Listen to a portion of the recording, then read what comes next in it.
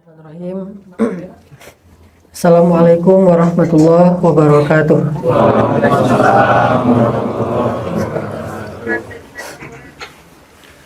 Alhamdulillahirabbil alamin. Alhamdulillahi wa kafa. Wassalatu wassalamu ala Rasulillahil Mustafa. Teman-teman yang dirahmati Allah Subhanahu wa taala.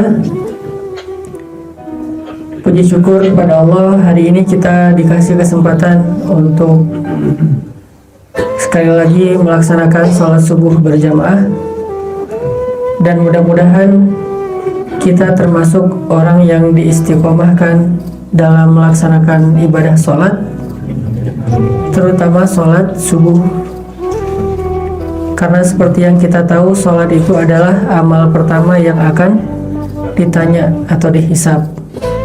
Kalau sholat kita benar, mudah-mudahan yang lain akan keangkat. Tapi kalau sholatnya bermasalah, yang lain akan ketahan. Sehingga kalau orang misalnya mau sukses akhirat, mungkin bisa dibilang setengah dari kesuksesan akhirat itu ada di dalam sholat. Lalu sisanya adalah urusan-urusan yang lain, ibadah, puasa, haji, dan seterusnya. Tapi setengahnya adalah sholat. Terus tadi disampaikan salah satu di dalam kurikulum vitae saya, motonya adalah banyak main, banyak manfaat. Sebetulnya istilah banyak main, banyak manfaat, sedikit dosa itu saya coba pakai terutama di IG, karena memang dakwah saya itu adalah dakwah lewat main sebetulnya, bukan lewat ceramah. Maksud lewat main ini kalau bahasa fikih mah silaturahim. Kan silaturahim juga nggak harus selalu bertamu kan ya. Bisa silaturahim dengan ngopi, itu silaturahim. Bisa silaturahim dalam konteks Indonesia ya, bukan dalam makna silaturahim versi aslinya, karena di Indonesia silaturahim itu artinya ketemu teman supaya lebih dekat. Kalau bahasa fikihnya mungkin ukhuwah lah ya. Bisa dengan ngopi, bisa dengan mungkin kalau yang senangnya touring, bisa dengan ke masjid berjamaah, bisa dengan ta'lim, bisa dengan main bareng. Itu semuanya bagian dari mempererat ukhuwah, atau bahasa lainnya adalah silaturahim. Karena memang segmen dakwah saya itu adalah anak muda dengan ring 3 kalau saya nyebutnya. Ring 3 itu artinya yang mungkin merasa bahwa baru berhijrah, baru belajar agama, dan masih agak khawatir kalau misalnya nanti terlalu taat jadi gak asik lagi misalnya. Akhirnya kita mencoba untuk melakukan approaching kepada mereka itu lewat angle bahwa ternyata yang udah ke masjid juga, yang udah berhijrah juga tetap bisa have fun dalam hidupnya sesuai dengan selera anak muda. Dan angle ini tetap punya landasan dalilnya. Ada banyak banget hadis-hadis tentang suasana yang nyaman, fun, asik dari kehidupan Nabi dan para sahabat. Dan itu membuktikan bahwa orang ketika belajar lebih mengenal agama, lebih dekat kepada Allah, sisi fun dari kehidupannya itu nggak akan hilang. Lagi pula menjadi orang yang taat atau menjadi orang yang lebih dekat kepada Allah bukan berarti kita harus meninggalkan segala aktivitas dan hobi-hobi kita. Ataupun sebaliknya, menjadi orang yang menyalurkan hobi dan hal-hal yang menyenangkan dalam hidupnya juga belum tentu itu melanggar syariat. Karena batasan syariat kita itu sebetulnya luas banget teman-teman. Kalau ada orang yang setelah belajar agama jadi kaku, jadi ninggalin kebiasaan yang mungkin sesuatu yang fun padahal tidak melanggar syariat, berarti memang pemahaman syariat dia terbatas. Dia taunya cuma jalan itu, makanya nggak ngambil jalan yang lain karena nggak tahu Kalau misalnya ke masjid, kenapa dia selalu muter? Karena dia nggak tahu jalan pintas. Kalau dia berjalan, kenapa selalu misalnya di trotoar? Karena dia pikir jalan itu jalan kendaraan mobil, padahal itu jalan kaki, semuanya jalan setapak. Ini artinya batasan yang kita buat sendirilah yang membuat hidup kita kadang menjadi kaku. Padahal Allah tidak membuat batasan sesempit itu dalam agama, memberikan batasan yang sangat luas. Jadi kalau batasannya luas, kita lebih dinamis. Kalau batasannya sempit, kita jadi kaku. Bagaimana kita tahu batasan agama kita luas? Ya kita harus belajar lebih dalam tentang Islam, lebih komprehensif. Ternyata main juga dalam Islam itu sesuatu yang dibolehkan. Bahkan ketawa juga dibolehkan. Nabi juga tertawa. Bukan berarti ketika ada hadis, kalau kalian lihat apa yang aku lihat, maka kalian akan banyak menangis dan sedikit ketawa. Bukan berarti nggak boleh ketawa. Cuman jangan sampai ketawa kita itu berlebihan. Apa maksud berlebihan? Ya misalnya ketawa yang menghilangkan sifat-sifat mulia. Ketawanya itu sampai ngakak yang berlebihan, sampai sesak nafas. Kan ada yang kayak gitu juga. Atau ketawanya berlebihan karena mentertawakan orang lain. Nah ini mungkin berlebihan. Tapi kalau ketawa yang standar lah ya, ketawa jaim misalnya, gimana itu teh ketawa jaim? Nah gitu. Itu ketawa jaim. Atau ketawa misalnya karena merasa bahagia atas satu nikmat yang diberikan Allah, atau tersenyum. Bahkan hadisnya Allah juga tersenyum. Jadi kalau misalnya kita belajar agama jadi nggak gampang tersenyum, berarti kita memandang agama itu terlalu sempit. Padahal Allah tersenyum, Nabi suka tersenyum. Allah tersenyum gara-gara ngelihat hambanya meminta ampun, beristighfar, bertobat, itu Allah tersenyum, senang maksudnya. Kalau Nabi tersenyum karena melihat semangat para sahabat dalam ketaatan, baik itu ibadah maupun dalam bentuk akhlak. Jadi teman-teman, maksud saya banyak main di sini tuh banyak bersilaturahim bisa, cuman dengan bahasa yang lebih santai. Karena kalau di dakwah itu kita nggak boleh membahasakan diri kita dengan bahasa yang mengaku-ngaku. Jadi saya udah soleh, nggak boleh. Itu namanya mentazkiyah diri sendiri. Wala tuzakku anfusakum. Janganlah kalian mengaku diri kalian suci. Saya bilang sedikit dosa, bukan berarti ngelakuin dosa. Karena kita nggak boleh bilang nggak punya dosa. Arti sedikit dosa, berusaha menghindarkan dosa, tapi tetap pasti punya dosa. Gimana pun kita menghindar, tetap punya dosa. Jangankan kita yang orang biasa banget, Nabi aja beberapa kali melakukan kekeliruan walaupun bukan dosa. Kalau keliru Nabi pernah, bukan pernah, beberapa kali malah. Tapi kalau dosa, maksum, tidak pernah. Jadi dosa dan keliru itu dalam agama beda. Makanya Nabi pernah kayak ditegur dalam surat Abasa, ditegur dalam surat At-Tahrim, ditegur dalam surat Al-Ahzab, ditegur dalam surat Al-An'am, ditegur dalam surat An-Nur, ditegur dalam surat At-Taubah, ditegur dalam surat Al-Anfal, ditegur dalam surat Ali Imran. Banyak berarti tuh ayat-ayat teguran buat Nabi.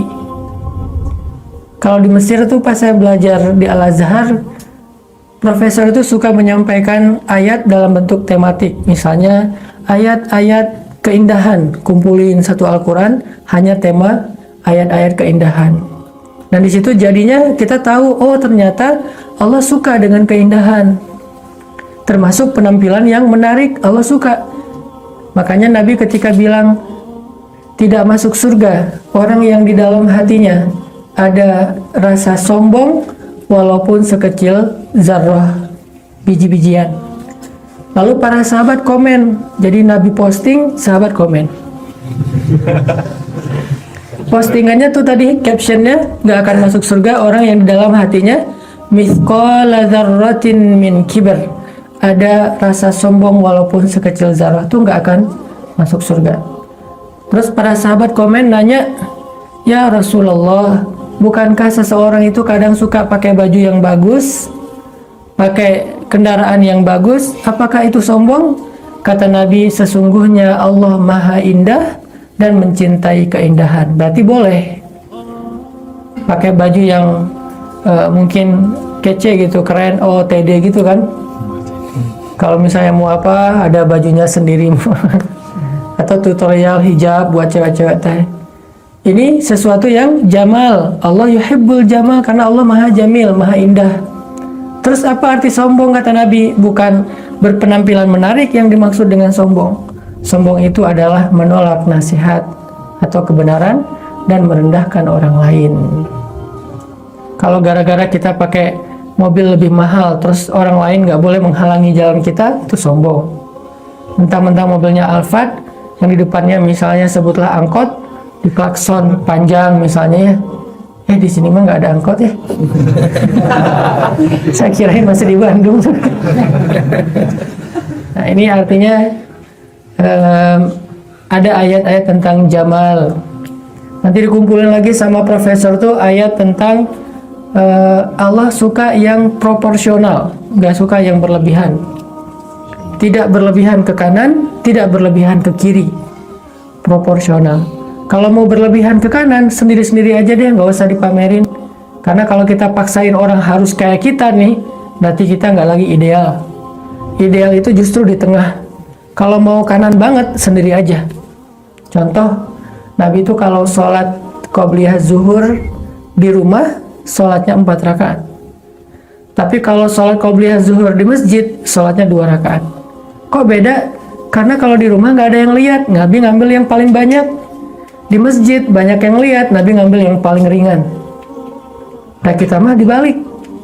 Di rumah nggak pernah qobliyah, di masjid qobliyahnya panjang. Nah ini berarti kita pengen dilihat bahwa solih, tapi sebetulnya nggak gitu-gitu amat. Kalau Nabi pengen dilihat biasa-biasa aja, biar nggak ngebebanin umatnya.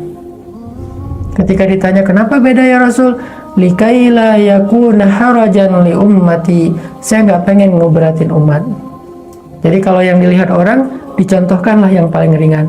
Kalau nggak dilihat orang, Nabi melakukan yang paling berat. Kayak tahajud, kenapa Nabi malas tarawih di masjid? Sama kita malas ya, cuman bedanya kita malas kekenyangan. Nabi malas karena takut memberatkan umat, sehingga Nabi pernah tarawih sendiri di masjid, diikutin di belakang. Tarawihnya Nabi 1 rakaat bisa sampai 5 juz. Ini belakang main ikut aja nih, gak ngomong-ngomong. Ikut, Nabi baca Al-Baqarah. Ini sahabat, bukan sahabat biasa lagi, sahabat yang hafiz Al-Quran, Abdullah bin Mas'ud. Dalam riwayat yang lain, Abdullah ibnu Abbas, dua-duanya hafiz. Yang baca Quran banyak tuh dah sehari-hari lah, cemilan lah itu mah buat mereka. Kalau kita kan main course tuh. Mereka cuma dessert doang baca Quran. Nah artinya mereka ngikutin Nabi baca Al-Baqarah sampai Abdullah bilang, hampir saja saya berpikir pengen batal. Ini lagi sholat belakang Nabi, Alif Lam Mim, oh Al-Baqarah. Tapi paling juga 1 halaman. Nggak berasa udah setengah juz. Ini kayaknya Nabi lagi ngejos nih. Setengah juz. Kirain nanti 1 juz lah maksimal, nyambung ke juz kedua, nyambung ke juz 3. Mudah-mudahan Nabi udah capek, juz ketiga sampai akhir Al-Baqarah selesai ruku. Ternyata nyambung ke surat Ali Imran. Alif Lam Mim juga sih awalnya, cuman setelahnya ini nih juz 4 selesai Ali Imran, lanjut lagi ke surat Al-Maidah, baru kemudian An-Nisa 5 juz. Gimana rakaat kedua ya? Nah kita kadang-kadang rakaat pertama tuh 5 lembar, rakaat kedua Al-Ikhlas misalnya. Awal doang yang semangatnya udah gitu, aduh capek, Al-Ikhlas aja. Ini jurus paling ampuh kalau udah capek. Itu juga Al-Ikhlas dibagi 3 ya. Rakaat pertama Qul Huwallahu Ahad, rakaat kedua Allahu Samad. Oke lah buat yang baru hijrah ya. Nabi karena mencontohkan yang ringan, tapi karena nggak tahu ada yang ngikutin, Nabi mah santai aja sholatnya panjang. Dan itulah sholatnya Nabi sebetulnya. Pas ketahuan ada yang ngikutin, besok Nabi nggak datang lagi. Ditunggu sama sahabat, kemana Nabi? Ditelepon nggak diangkat-angkat. Kalau bahasa kita mah ya, di WA nggak dibaca-baca. Gimana nih? Ternyata ada yang nyamperin ke rumah. Ya Rasulullah, kenapa nggak sholat tarawih? Karena Nabi bilang, kalau saya ikut sholat tarawih lagi, nanti kalian pikir tarawih itu wajib, sehingga akan memberatkan umat setelah kalian. Jadi Nabi itu memikirkan yang ringan buat orang lain, selama nggak melanggar syariat. Tapi ke diri sendiri yang berat. Kita dibalik, ke diri sendiri ringan, ke orang lain kamu harus.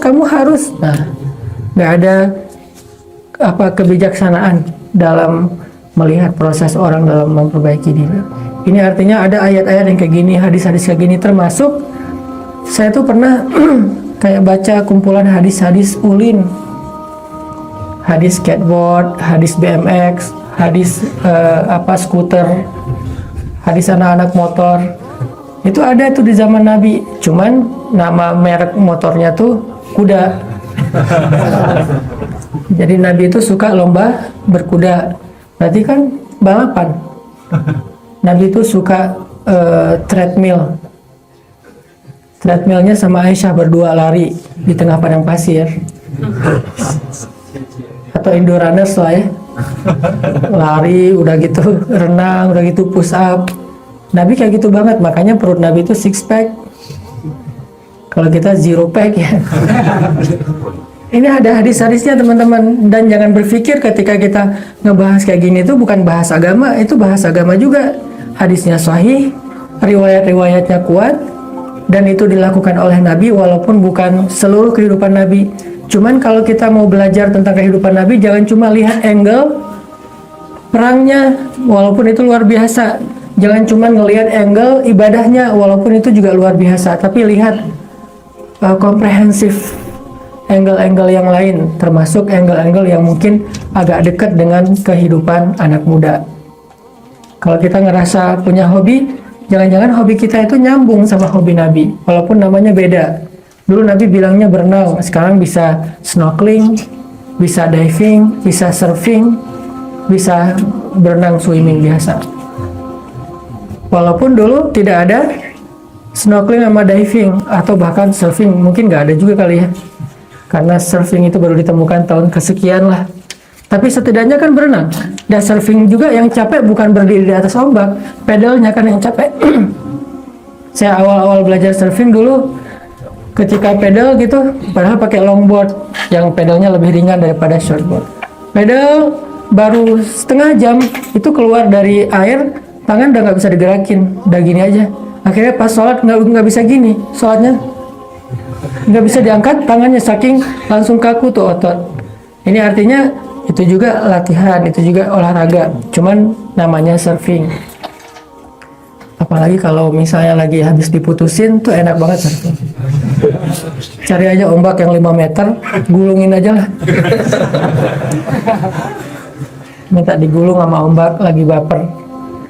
Ini teman-teman yang dimaksud dengan syumuliyatul Islam, belajar Islam itu yang menyeluruh, yang komprehensif, bahwa memang Islam ini agama yang sangat luas, agama yang bisa dipakai daily, harian, bukan cuma dipakai weekly pas hari Jumat doang, bukan cuma dipakai pas bulan Ramadan doang, tapi daily. Yang namanya daily itu kan kegiatan kita bukan cuma sholat, tapi kita juga ke kampus, kita ke tempat kerja, kita makan, kita olahraga, segala macam. Semua itu adalah kehidupan harian kita, dan semua itu ada tuntunan, atau bisa dibilang kayak ada style dari Islam yang diajarkan kepada kita, sehingga kita bisa tetap mengamalkan Islam walaupun di luar masjid, di jalan, dimanapun. Dan kayaknya teman-teman di Jepang ini udah bisa lebih mudah lah ngamalin akhlak Islam, karena emang masyarakatnya itu udah secara moral tuh hampir bisa dibilang dekat banget dengan ajaran-ajaran Islam. Kayak kemarin saya sholat di premium outlet Shinsui. Mau sholat asar, ngomong ke informationnya, kita pengen prayer room, pengen sholat. Oh iya sebentar, suruh nunggu. Udah ngambil sajadah udah ngambil sajadah 2, dibilang maaf ya udah nunggu lama. Coba yang repot siapa, yang minta maaf siapa ya? Padahal dia bukan muslim. Maaf ya udah nunggu lama. Ya dikasih sajadah, dianterin ke prayer room, dibukain pintu, silakan di sini sholatnya. Nanti kalau udah selesai sholat nggak apa-apa, balikin aja sajadahnya ke sana. Nah, artinya dia nunjukin tempat sholat, bukan nganterin, bukan nunjukin tuh sana tuh, enggak. Saya pernah juga di sebuah negara lain, nggak usah disebutin lah ya. Biasa lah ya. Ke Madagaskar. Pernah ke sebuah negara lain tuh, nanya tangga. Jadi ada information gitu, kita mau nyebrang gitu, tanya tangga di mana. Dia diem aja. Saya kira nggak dengar. Saya tanya agak lebih keras, tangganya di mana, maaf gitu. Dia bilang, tengoklah sendiri, kata dia. Ketahuan. Marah-marah gitu. Kita belum apa-apa juga udah marah-marah. Akhirnya saya bilang, betul. Nah yang kayak gitu, walaupun mungkin bukan negaranya ya, orangnya kali ya. Ada orang yang nyebelin ya, kayak kita aja lah. Nanya jalan, dia marah-marah. Kayak di Jakarta saya pernah nanya jalan, lupa nggak turun karena buru-buru. Akhirnya orangnya nggak mau nunjukin, atau ditunjukin tapi sambil marah-marah. Di Surabaya juga pernah nunjukinnya arah kebalikan, makin jauh dari tujuan. Dulu tuh belum ada Google Map, jadi masih nyari-nyari nanya ke orang. Artinya belajarlah Islam dan amalkanlah Islam secara daily, bukan hanya dalam angle ritual ibadah. Toh menjadi muslim yang taat itu tidak harus kita melepaskan pakaian biasa kita lalu memakai semuanya dengan satu model pakaian sholat misalnya, nggak harus. Tapi siapa yang pakai pakaian gitu juga kita respect. Yang pakai gamis kita respect. Tapi nggak boleh semuanya diwajibkan harus bergamis baru soleh, belum tentu. Pakai gamis, mangga pakai kotak-kotak flanel silahkan. Mau pakai sorban silahkan, mau pakai kupluk juga nggak apa-apa. Karena itu sesuatu yang bukan wajib dalam agama dan tidak melanggar syariat, kecuali buat perempuan mungkin memang ada batasan yang lebih spesifik daripada laki-laki. Ini teman-teman, kita coba renungkan lagi pemahaman kita tentang Islam, bahwa belajar Islam, belajar sama dengan belajar hidup. Dan kita coba rasain juga teman-teman, ternyata Islam itu bukan beban. Syariat itu bukan beban. Toh kenyataannya dulu syariat itu turun untuk sebagai solusi. Jadi ada masalah turun ayat, ada masalah turun ayat. Bukan hidup orang lagi normal-normal turun ayat, enggak. Dari sejarahnya juga Islam itu sudah menjadi solusi. Ada masalah nih, misalnya ada cewek datang curhat ke Nabi. Itu direkam di dalam surat curhat. Apa surat curhat? Al-Mujadalah atau Al-Mujadilah, kan terjemahannya curhat. Di dalam surat curhat itu ada seorang cewek ibu-ibu namanya Khawlah bintu Sa'labah. Dia kayak diceraikan gitu, bahasa fikihnya zihar. Cuman zihar itu nggak common di masyarakat kita. Kayak nuduh istrinya seperti ibu, berarti cerai talak 3 itu udah nggak bisa balik. Suaminya emosional, orangnya gampang marah, terus zalim kepada istrinya datang ke Nabi curhat, ya Rasulullah gimana nih, apakah saya sudah haram untuk suami saya? Nabi bilang, iya kalau gitu. Nabi nggak tahu hukumnya, menjawab dengan ijtihad, dengan apa yang beliau pikirkan baik. Ya udah kalau gitu udah haram. Pulanglah dia dalam keadaan sedih, lagi OTW pulang nih, turun ayat pertama dari Al-Mujadilah. Allah mendengar curhat perempuan itu kepada kamu. Bahasa kita mah Allah juga ngebaca DM-nya dia. Karena Allah yang kontrol kan, semua WA, DM segala macam disensor sama Allah. Allah mendengar curhat perempuan itu kepada kamu. Terus Allah kasih tahu solusinya gimana. Oh ternyata zihar itu nggak boleh dalam Islam. itu budaya jahiliyah yang ingin dihapus oleh Islam. Karena istri bukanlah ibu. Ibu itu yang melahirkan kamu, yang menyusui kamu, kata Allah. Jadi orang yang menzihar istrinya melakukan dosa besar. Taubatnya harus berpuasa sekian hari, atau membayar kepada orang miskin, dan seterusnya, dan seterusnya. Dan suaminya dimarahin oleh Allah. Berarti ada masalah, turun ayat sebagai solusi. Nah, dari sejarah turun Al-Quran aja kita bisa ngelihat Al-Quran itu emang solusi, teman-teman, bukan beban. Beban itu kita lagi normal-normal nih, nggak ada masalah, tiba-tiba datang ayat nyuruh ini dan itu namanya beban. Tapi kehidupan waktu itu memang banyak masalah, disebut dengan masa-masa jahiliyah, di mana perempuan ditindas, anak kecil dibunuh, khamar merajalela, perzinahan itu udah kayak sesuatu yang nggak ada malunya lagi, udah luar biasa. Turun Al-Quran, turun Islam untuk mengatur supaya ini tatanan masyarakat lebih baik. Mengangkat derajat perempuan, mengangkat harkat martabat bangsa yang tadinya tidak dikenal, tiba-tiba menjadi paling ngetop lah. Tiba-tiba orang Arab Quraisy ngehit gitu, di seluruh dunia dikenal. Mau kemana? Mau ke Mekah, orang pada tahu. Oh, tentang Umar. Dulu kan Umar nggak ada yang kenal, akunnya juga followersnya dikit kan ya. Dulu nih, sebelum Islam. Tapi setelah Islam followersnya nambah. Bang Yana Umar followersnya nambah, tiba-tiba jadi selebgram gitu kan Umar. Semua orang kenal Umar sampai sekarang, bahkan menamakan anaknya dengan nama Umar. Jadi akun fake-nya jadi banyak. Siapa kamu? Umar. Umar yang mana?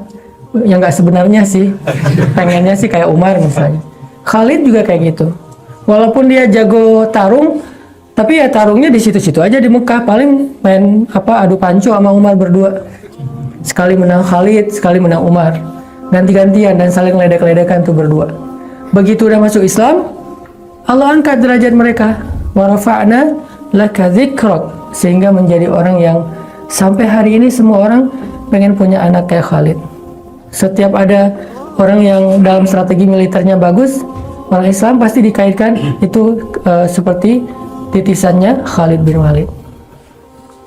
Ini artinya memang Islam bukan sebagai beban. Justru Islam itu adalah solusi. Ketika kita berislam, hidup kita lebih baik. Ketika kita berislam, harga diri kita diangkat oleh Allah. Kenapa? Karena Islam itu tinggi. Jadi siapa yang berislam otomatis akan ditinggikan. Sedangkan dosa itu rendah, maka siapa yang mendosa dia akan direndahkan. Itu udah sunnatullah. Gak mungkin gara-gara berislam direndahkan tuh, gak mungkin. Direndahkan oleh makhluk bisa, gara-gara kita berhijrah terus dibully sama teman-teman kita, itu mungkin. Tapi apapun yang mereka lakukan gak akan bisa merendahkan kita. Karena siapa yang Allah angkat, dimanapun manusia mau menghalangi, dia tetap akan tinggi. Nabi Muhammad kan Allah angkat, tapi dihina, difitnah segala macam tetap aja keangkat. Bahkan bukan hanya oleh orang Islam Nabi Muhammad itu mulia. Di mata orang kafir yang belum beriman juga waktu itu, Nabi Muhammad itu lebih dihormati daripada Abu Jahal. Muhammad itu lebih dipercayai daripada Abu Jahal. Muhammad itu lebih direspek daripada Abu Jahal. Padahal Muhammad itu dapat banyak fitnah, Abu Jahal banyak dapat pujian dari teman-temannya. Sampai ketika Nabi Muhammad hijrah, baru ketahuan kenapa Nabi Muhammad nyuruh Ali tinggal di rumah beliau. Bukan nyuruh Ali tidur di tempat beliau untuk supaya nunjukin bahwa Ali berani ya. Tapi salah satu misinya adalah Nabi itu nggak sempat balikin harta titipan orang Mekah di rumah beliau karena buru-buru harus hijrah. Maka Nabi meminta tolong kepada Ali, wahai Ali, tolong kembalikan harta yang dititipkan. Jadi safety boxnya itu ada di rumah Nabi, coba. Padahal mereka nggak beriman kepada Nabi. Agamanya nggak dipercaya, tapi akhlaknya diikutin. Ini menunjukkan bahwa orang kalau udah diangkat sama Allah, gimana pun dihina, difitnah, ya tetap aja keangkat. Sebaliknya, orang kalau direndahkan oleh Allah kayak Abu Lahab, gimana pun punya harta, jabatan, pengaruh, tetap aja hina. Gak ada orang kan yang mau ngasih nama anaknya Abu Lahab. Dek, namanya siapa? Abu Lahab? Nggak ada kan ya? Gimana pun dia berkuasa, dia orang hebat, tapi nggak ada juga orang yang mau ngasih nama anaknya dengan nama Firaun. Fir yang mana nih? Firaun atau Firman? Firman lah, nggak mungkin Firaun kan? Artinya kenapa nggak mau ngasih nama Firaun? Ada nggak orang yang mau ngasih nama anaknya Parao gitu? Termasuk orang Mesir yang nggak Muslim juga nggak akan mungkin ngasih nama anaknya Parao. Walaupun kata Husni Mubarak dulu sebelum dia lengser, dia bilang abna'u fara'inah, kita ini adalah anaknya Fir'aun. Dia ngaku gitu, kita ini adalah anaknya Fir'aun. Tapi dia punya anak nggak ada satupun yang namanya Fir'aun. Namanya tetap nama-nama Islam, Husni, Mubarak, Muhammad, Mahmud, Yusuf, nama-nama Islam. Kenapa yang dipakai nama-nama orang yang kayak gini padahal dia katanya menjunjung tinggi menghormati Firaun? Karena secara fitrah dia tahu Firaun itu salah dan hina. Masa mau menamakan anak dengan nama Firaun? Gak mungkin banget. Korun, kaya raya, saya pengen jadi seperti Korun. Ada nggak? Motivasi bisnis, bagaimana caranya untuk dalam sebulan menjadi Korun? Nggak ada kan ya? Yang ada menjadi Abdurrahman bin Auf, jadi Nabi Ayub setelah beliau sembuh dari sakit, kan kaya raya tuh. Jadi kayak Sulaiman. Nggak ada. 10 cara jitu menjadi Korun. Nggak ada itu. Kenapa bisa gitu? Karena Allah rendahkan, tetap aja nggak bisa naik. Kalau Allah tinggikan, nggak ada yang bisa merendahkan. Jadi tu'til mulka man tasha wa tanzi'ul mulka mimman tasha wa tu'izzu man tasha wa tudhillu man tasha. Semuanya di tangan Allah. Kita coba renungkan kembali bahwa kita semangat belajar Islam karena memang Islam itu yang paling tinggi. Siapa yang berislam, Allah akan tinggikan. Islam itu solusi. Siapa yang berislam dimudahkan. Enggak Ustadz, masa setelah berislam dimudahkan? Buktinya saya habis hijrah jadi banyak masalah. Mungkin kalau dia nggak hijrah, masalahnya lebih parah dari itu. Masalah yang dihadapin sekarang itu gara-gara dia nggak hijrah-hijrah selama ini. Kayak misalnya hutangnya numpuk. Bukan hutang setelah berhijrah, hutang sebelum berhijrah, dibayarnya waktu setelah berhijrah. Gitu kan kenyataannya. Ustadz, sejak saya berhijrah sekarang rezeki saya seret. Kalau dulu lancar. Lancar apanya? Kan kamu hijrah gara-gara hutang. Gimana kamu bilang dulu rezekinya lancar? Hijrahnya gara-gara hutang. Ada teman saya hutangnya 39 M. Dan itu bukan pejabat, bukan siapa, orang ya kayak kita lah. Tapi hutangnya 39 M. Dan itu duit semua. Saya pas dengar juga kaget. Saya aja yang dengar kaget, gimana dia yang punya hutang kayak gitu ya. Hijrah nih, setelah hijrah dia mungkin karena lagi belajar nanya ke saya, Ustadz, dulu tuh rasa-rasanya ya, sebelum saya rajin ke masjid, ibadah segala macam, kayaknya rezeki saya tuh lancar Ustadz, gak kehitung lah. Tapi sejak saya hijrah, kenapa ya agak-agak susah sekarang, gak kayak dulu. Saya bilang, bagaimana dia menyimpulkan rezekinya lancar, padahal sebelum dia hijrah justru hutangnya numpuk 39 miliar. Nambah nggak hutang setelah hijrah? Nggak nambah Ustaz. Berarti itu sisa-sisa masa jahiliyah tuh 39 miliar. Nah kenapa sekarang disebut lebih seret gitu, lebih susah? Bukan lebih susah, lebih berkah sedikit tapi manfaat. Daripada dulu rasanya banyak tapi kayak apa, bom waktu gitu, terus bertambah masalahnya. Tiba-tiba nggak ketahan lagi, baru akhirnya balik arah. Nah ini kalau mau realistis dan objektif, sebetulnya setelah hijrah hidup kita lebih ringan teman-teman. Cuman kita kadang-kadang ngelihatnya dari angle yang lain, yang keliru. Seolah-olah habis hijrah hidup kita jadi banyak masalah. Enggak. Dulu sebelum kita berhijrah misalnya, ada teman saya juga curhat. Sebelum berhijrah tuh dia bilang dia jarang ketemu sama anak-anak. Jarang banget ketemu sama keluarga, sibuk aja kerja dari pagi sampai tengah malam, subuh berangkat lagi. Memang duitnya ngalir terus sih, tapi nggak ada bahagianya. Sama anak-anak nggak kenal, sama istri juga jarang komunikasi. hidup itu kayak rumah itu cuma tempat tidur doang. Bukan tempat hidup tapi tempat tidur. Pulang ke rumah hanya untuk istirahat, pergi lagi. Hidupnya itu di luar. Di kantor, bisnis, segala macam. Gak bahagia. Sampai anaknya udah gede, dia ngerasa gak kenal sama anaknya. Yang lebih parah lagi, anaknya yang gak kenal sama dia. Kalau anak SD itu sampai ada curhat dari seorang ayah. Ibu gurunya nyuruh anak-anak semuanya gambar tentang tema family, keluarga. Si anak teh gambar, dia, kakaknya, ibunya, ayahnya nggak ada. Misalnya ayahnya kemana? Ayahnya kerja, jadi nggak digambarin karena ayahnya kan kerja. Berarti dia nggak ngerasa ayahnya hadir dalam hidupnya, cuma status doang tapi tidak hadir. Ada tapi tidak hadir. Karena ada dan hadir itu beda dalam bahasa Arab. Ada itu maujud, hadir itu hadir. Jadi bahasa Indonesia hadir. Kan banyak bahasa Arab yang jadi bahasa Indonesia, termasuk yang saya sering bilang bahasa Arabnya aish, bahasa Indonesianya eis. Bahasa Arabnya misalnya khatul istiwa, bahasa Indonesianya katul istiwa. Itu bahasa Arab, khatul istiwa, garis lurus. Khat garis, istiwa lurus. Jadilah katul istiwa, garis lurus yang apa? Membelah bumi gitu ya. Nah ini artinya dia nggak ngerasa hadir orang tuanya. Hijrahlah tuh. Setelah hijrah, alhamdulillah, mungkin rezekinya nggak sebanyak dulu, nggak selancar dulu. Tapi ada rezeki lain, karena rezeki jangan selalu diterjemahin dalam bentuk nominal. Bahagia itu rezeki. Kehangatan keluarga itu rezeki. Bisa dapat senyum dari pasangan itu, yang udah punya pasangan ya. Itu rezeki.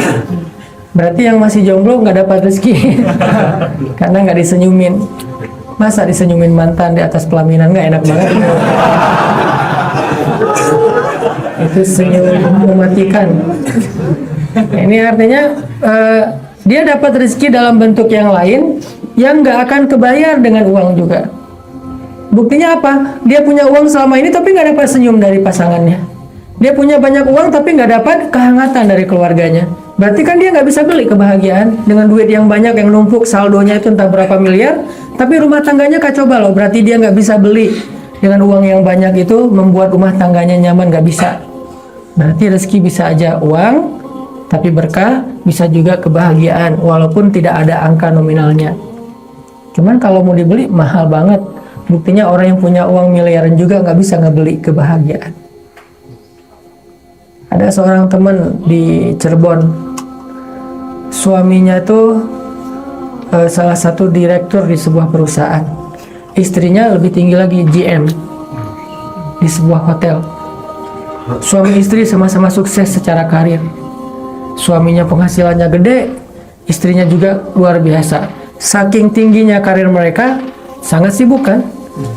Sampai kalau yang istrinya tuh namanya GM kan, punya ruang khusus, kayak punya kamar yang kayak presiden suite gitu di hotelnya. Dia tinggal di situ karena susah mau pulang. Pulang kerjanya hampir 24 jam di hotel.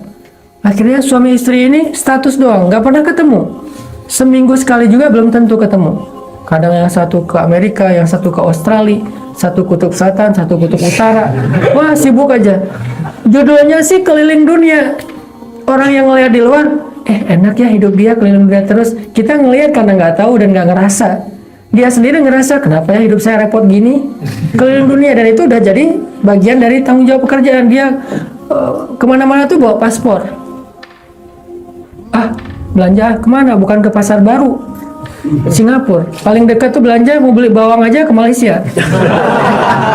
Ini saking luar biasa nih orang. Artinya kemana-mana dia bawa paspor. Dia cerita, Ustadz, dulu tuh di tas kecil saya itu selalu ada paspor, Ustadz. Karena saya bisa ke luar negeri itu dalam hitungan jam. Ada masalah apa langsung ke luar negeri, terbang gitu. Dan emang udah super sibuk. Sampai nggak pernah ngelihat anaknya. Anaknya jadi tumbuh ABG, anak SMA, tapi nggak kenal orang tuanya. Terus ada lagi satu kasus sama juga kayak gini, dua-duanya sibuk. Ternyata karena saking jarangnya ketemu dengan pasangan, ngalamin kelainan istrinya punya suami, suaminya punya istri. Tapi suaminya istri perempuan, istrinya suami laki-laki. Aneh kan? Saya juga nggak ngerti ya. Kayak gitu lah. Kelainan dalam mental nih. Istrinya jadi lesbi, maaf, suaminya jadi gay. Jadilah kayak gitu. Ketemu di rumah status doang. Padahal dulu mereka normal, buktinya punya anak, dan anak itu anak mereka secara sah. Tapi pas gara-gara kehidupan yang luar biasa, anaknya juga jadi bingung. Anaknya cuma kenal drivernya sama neninya, nggak kenal ayah dan ibunya. Berarti duitnya udah banyak, karirnya udah melejit, nggak bisa membeli kebahagiaan. Ternyata kebahagiaan itu Allah simpan di dalam agama. Cuman kadang-kadang kita beragama tapi masih berpikir dengan pola pikir materialis. Beragama tapi masih berpikir dengan angle dunia, sehingga kita mengukur agama itu kurang memberi manfaat gara-gara kita ngelihat dari angle dunia. Tapi kalau kita ngelihat agama dengan rasa, setelah beragama kan jadi nyaman.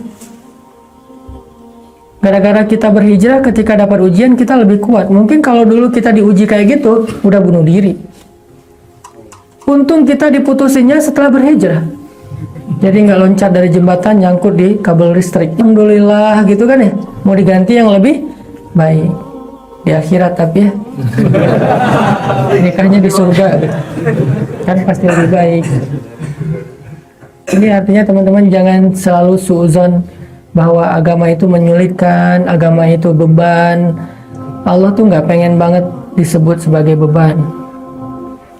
Yang ngasih solusi hidup kita kan Allah. Masa kita bilang Allah ngasih beban? Yang ngasih jalan keluar pas kita punya masalah Allah. Gimana Allah kita tuduh membawa beban? Justru Allah mengatakan wa wada'na anka wizrak, kami turunkan beban-beban kamu. Alam yajidaka yatiman fa'awa, solusi. Wa wajadaka dhallan fahada, solusi. Wa wajadaka ailan fa'aghna, solusi semuanya. Beragama itu dekat sama Allah itu enak banget teman-teman. Hidup tuh kalau dekat sama Allah lebih enak daripada dekat kepada orang kaya ataupun orang yang berkuasa. Teman-teman kalau nonton bola di Bandung, Persib sama Mang Yana, pasti dikasih tempat yang enak tuh nontonnya.